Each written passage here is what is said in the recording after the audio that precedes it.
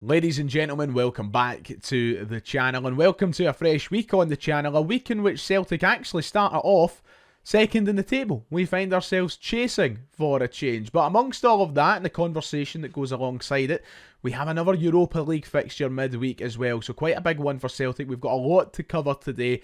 Let's try and get through it.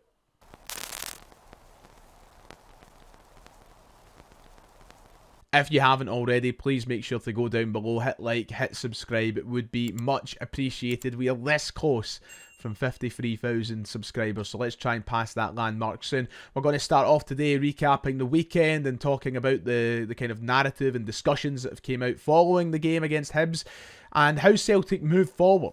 Here's the league table after match day 6 in the Scottish Premiership, and of course Celtic do fall to second place behind Hearts.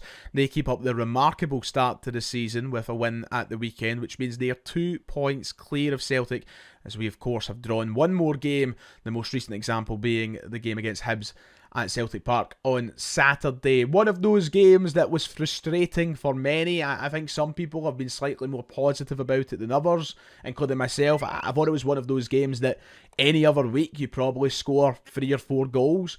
We just couldn't get the ball in the back of the net, and when we did, it was offside. But you can't keep getting away with that. I don't think it's a cause for huge concern right now, but there is only so long that I think Celtic fans will, on the whole, tolerate these draws and these drop points and the inability to score goals. Because that is a real concern, especially a Celtic side who this time last year were firing in all cylinders, to suddenly be struggling to score goals domestically.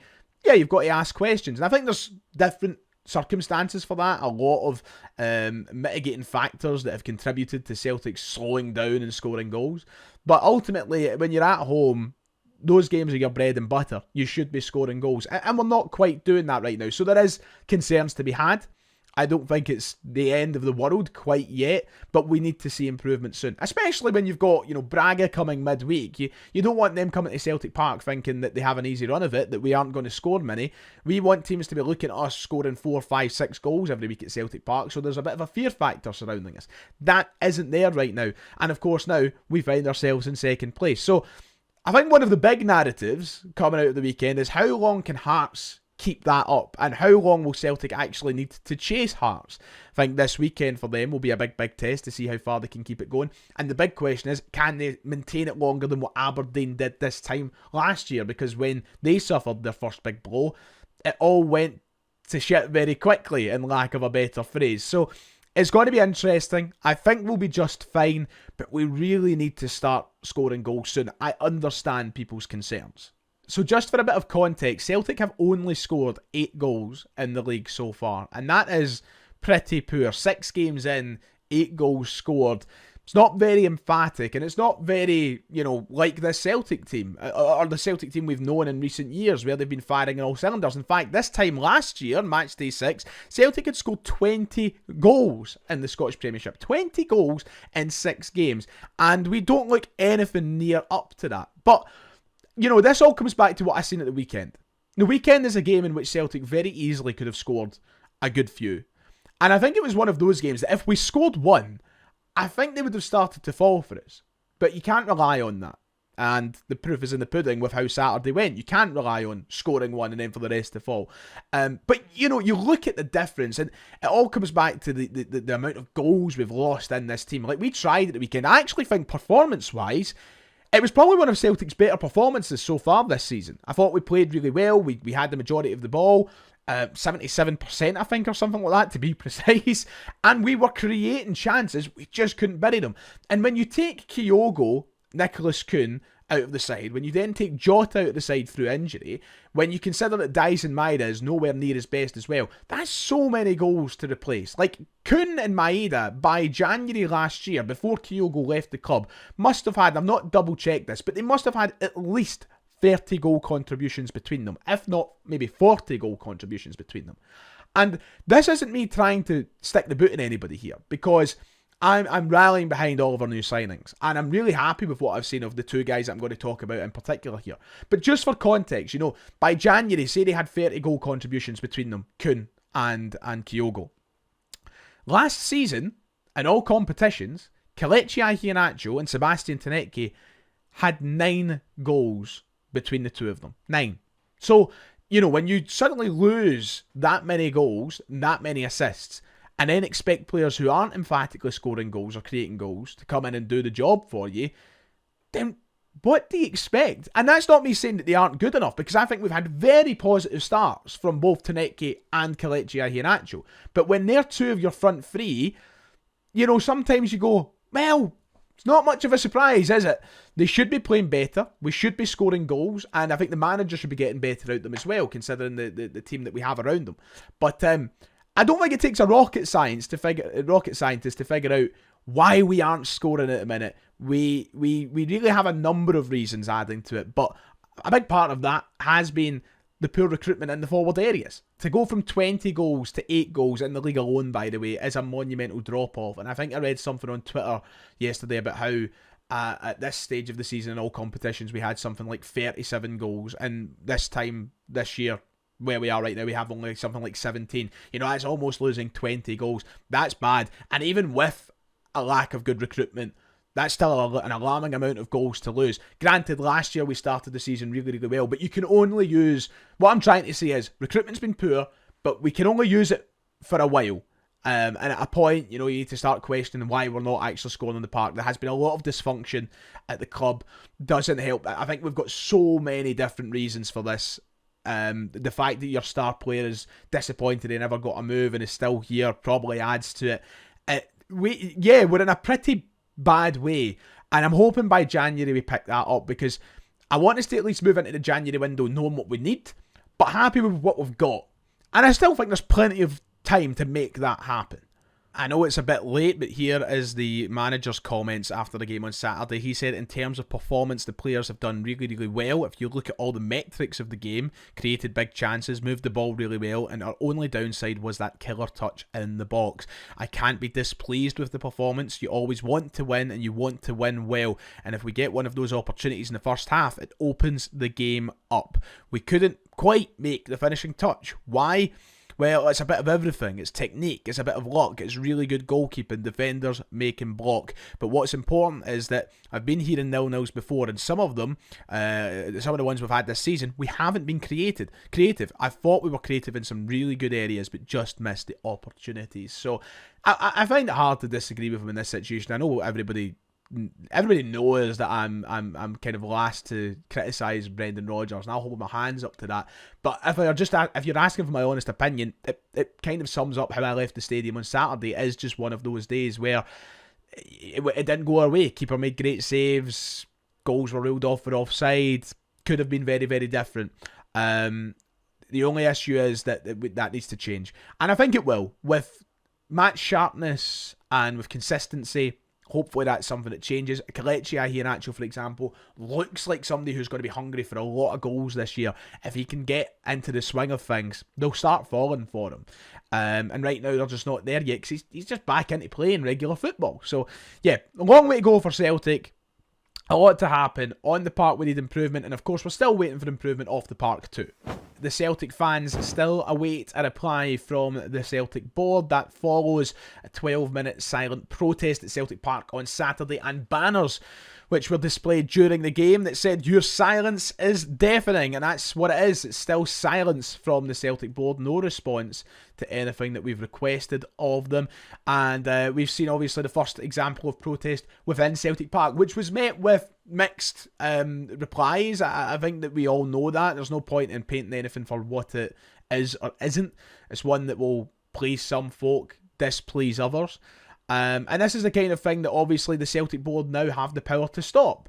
Whether they do that or no is a completely different story. But I think that the silent protest is one that probably doesn't go down the route that many would like to go down and protesting the board.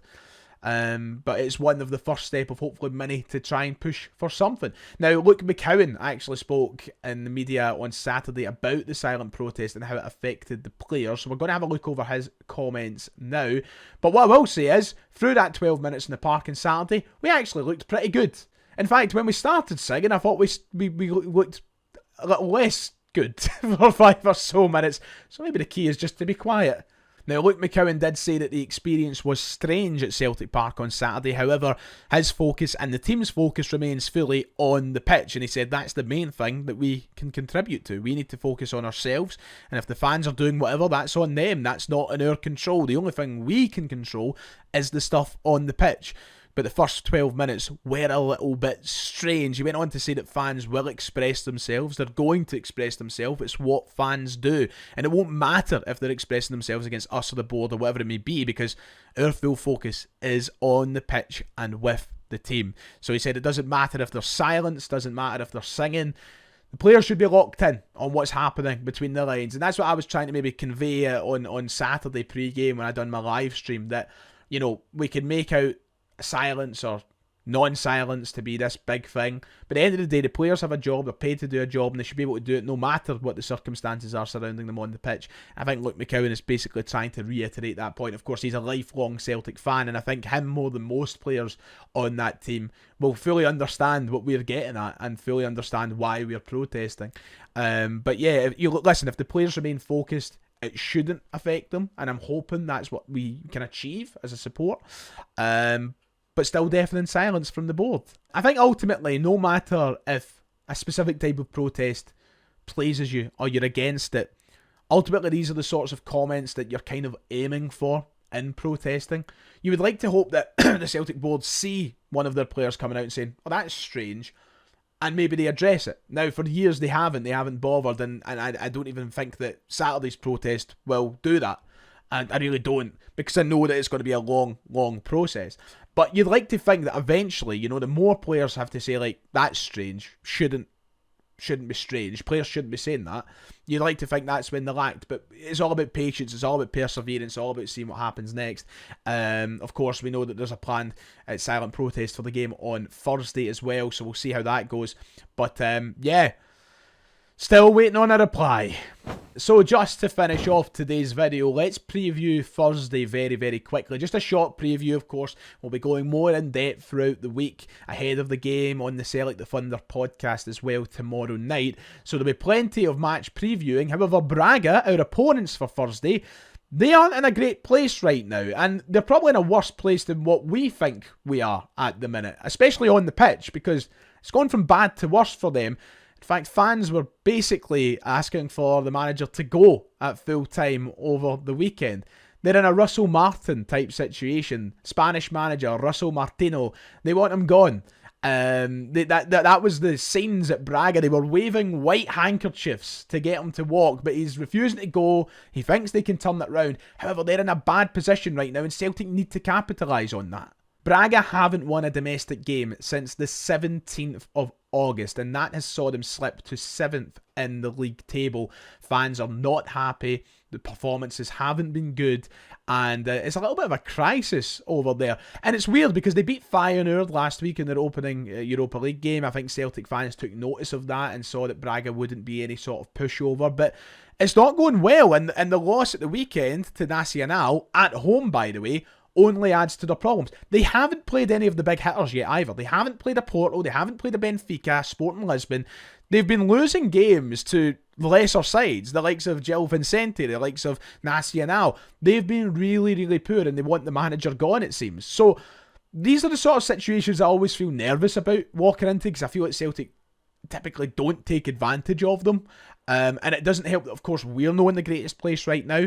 But if you're welcoming a side like that to Celtic Park, my God, you need to be picking up 3 points. There's really no excuse. The Braga manager said that we have to continue working to improve immediately, including myself. So you will see a different version of Braga in Scotland. If I have to make changes to freshen up the team, I will. We can't just be raising our games for big matches. It has to be the same level every match, and I'm certain I can get the players to improve. So Braga look like they might go through some changes heading into the game at Celtic Park. The manager is insistent that it will be a different Braga. Could be worrying, maybe. I don't know. Listen, home game at Celtic Park against Braga, no matter the circumstances, I would be wanting and expecting Celtic to win. Whether it's Champions League, Europa League or Conference League, these are games you need to win. And if you can't win them, there's no point in being in the competition. And I don't mean that from an arrogant point of view. I just mean that, you know, Celtic have beat better, far better teams at Celtic Park in recent years. So yeah, we'll wait and see. But that's the latest coming out of Portugal. Right, that does it for today. If you've enjoyed, please make sure to hit like and subscribe. Let me know your thoughts and opinions in the comments section below. We'll be back tomorrow as we build towards that game against Braga. And of course, tomorrow night we'll have a filming of the Celtic the Thunder too. So keep an eye out on social media for the questions segment and such to that. Until then, take care. See you next time and cheerio.